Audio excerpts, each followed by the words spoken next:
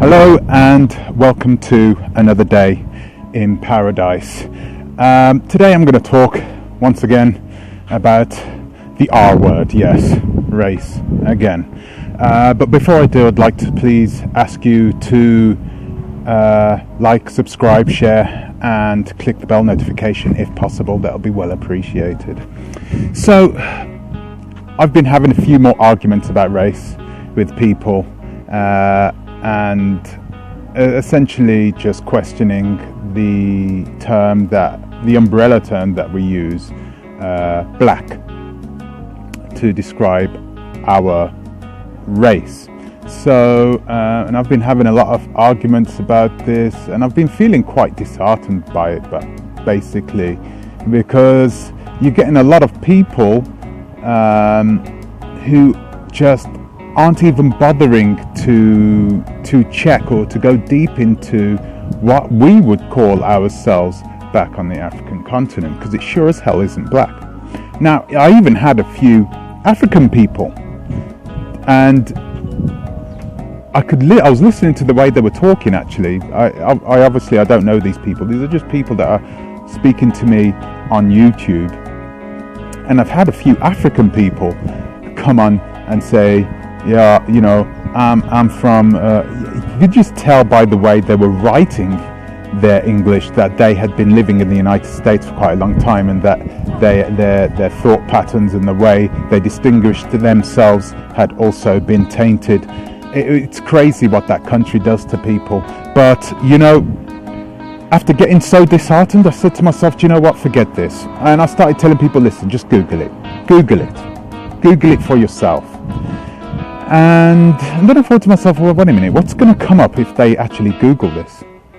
So I Googled the word Bantu. I Googled what is a Bantu.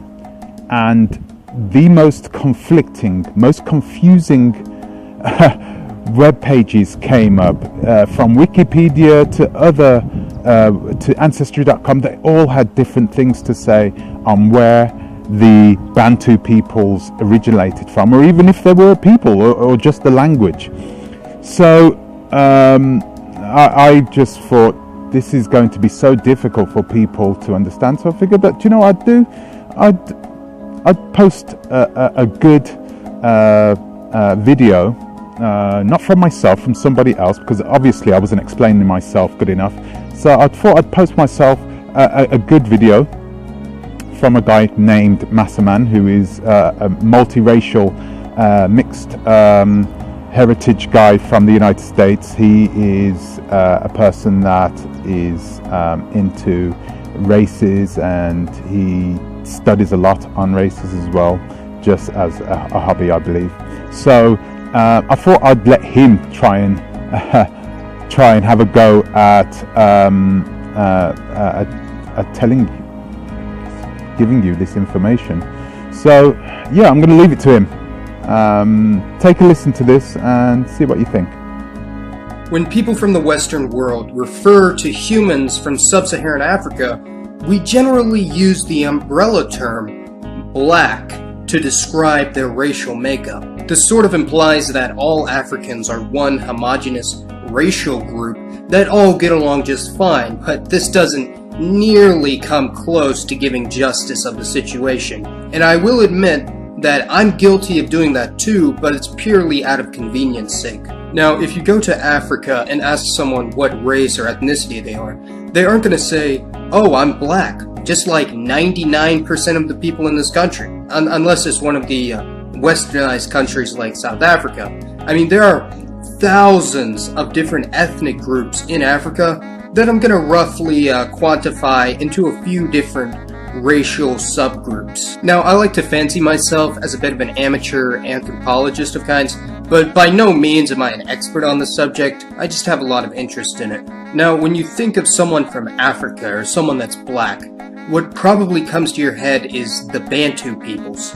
The Bantu peoples populate pretty much all of West Africa, Central Africa, East Africa, and parts of Southern Africa as well. Bantu peoples all speak a language from a branch of the Niger-Congo family, and they all have ancestral origins in West Africa. Their appearance is generally the same across the continent, although those from the equator tend to be a bit shorter from those from southern Africa. Now, if you've ever seen a movie like Black Hawk Down or Captain Phillips, and you look at the Somalis and you think to yourself, wow, those people look really interesting. It's because Somalis and other people from the Horn of Africa are actually quite different from the Bantu peoples that populate most of the rest of the continent. People from the Horn of Africa, such as Ethiopia, Eritrea, Somalia, they're classified as Cushitic people, and they generally have much different facial features from Bantus. They generally have slimmer noses, slimmer lips, and they may or may not have lighter skin color than the Bantu peoples. I've seen people from Ethiopia that are really light-skinned, and I've seen people from Somalia that are really dark-skinned. Now, for the most part, Cushitic peoples do not like to identify with the Bantu people from the rest of Africa. In fact, Bantu people, or people who look Bantu, are generally kind of looked down upon in Ethiopia and Somalia, and they prefer people with facial features that more resemble Middle Easterners or Europeans. Now, next you have the Nilotic people, who are probably my favorite group of people on the planet.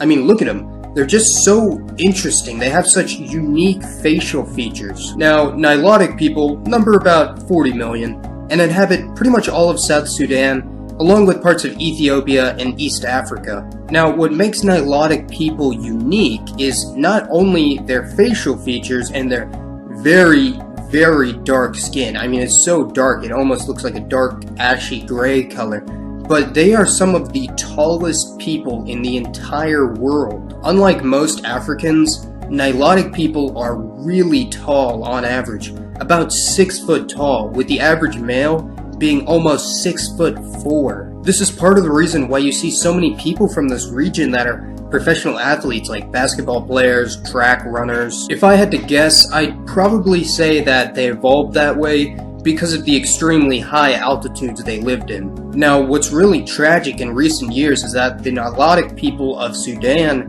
were actually targeted for extermination and genocide by the Sudanese government, and the Sudanese president is now actually wanted for war crimes by the UN. However, in 2011, South Sudan had an independence referendum, and surprisingly, Sudan was all for it, so South Sudan became an independent country. Now, in very stark contrast to the height of the Nilotic peoples are the Pygmy peoples of Central Africa, who are actually one of the shortest people in the world. The average Pygmy is only 4'11", which makes them much shorter than the Bantu natives of the Democratic Republic of the Congo and other Central African countries. Pygmies are thought to be a pre-Bantu population that existed there before the Bantus migrated from West Africa, and generally they're highly looked down upon by the Congolese population. In fact, many of the natives there even consider them to be subhuman and hunt them down for sport and even cannibalize them. So yeah, as you can see, all these so-called black African groups don't really get along very well. And if you want to all classify them as one monolithic black race, go right ahead. They just might not like that very much. Now, next up is one of the most ancient populations in the entire world, the Khoisan people of southern African countries like South Africa, Namibia, and Botswana. Khoisan peoples are considered a proto-population, which means that they haven't really changed much in the last few thousand years. Their facial features are generally all over the place. They can have facial features that resemble Europeans, East Asians, or other Bantu people. Next, we have populations that aren't really considered native by the Africans there, but might be considered black if you go to a country like the US. The Cape Coloreds of South Africa are probably one of the most mixed group of people on the planet.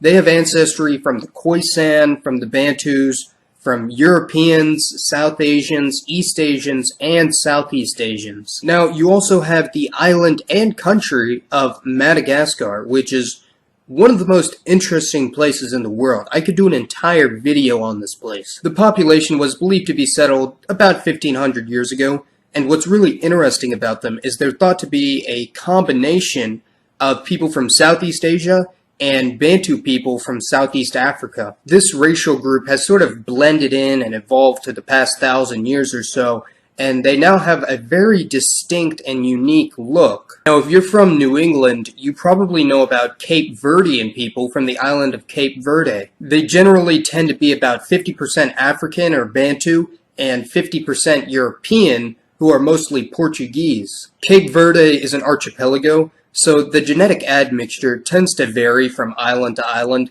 but if you go there, you'll see black-looking people with blonde hair and blue eyes. It's a very unique mix. Now, what's actually quite interesting is there are actually more people of Cape Verdean descent outside of Cape Verde than there are in.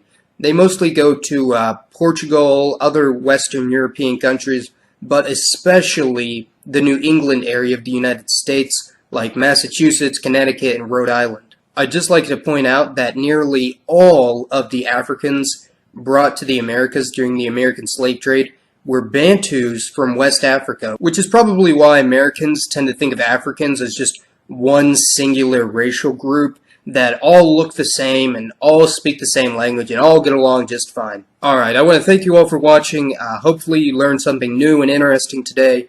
So there we have it, Masaman. This guy has been at it for years, and I think he takes a personal interest in the subject because of his multi-ethnicity. He's from many different backgrounds, a rainbow of racial and ethnic colors. So yeah, I hope that video sort of will help you to understand the different races of Africa better than I could have done. So if you have any other questions, maybe you dispute what Masaman said, please don't hesitate to leave a comment in the comments section. It would be good to hear from you.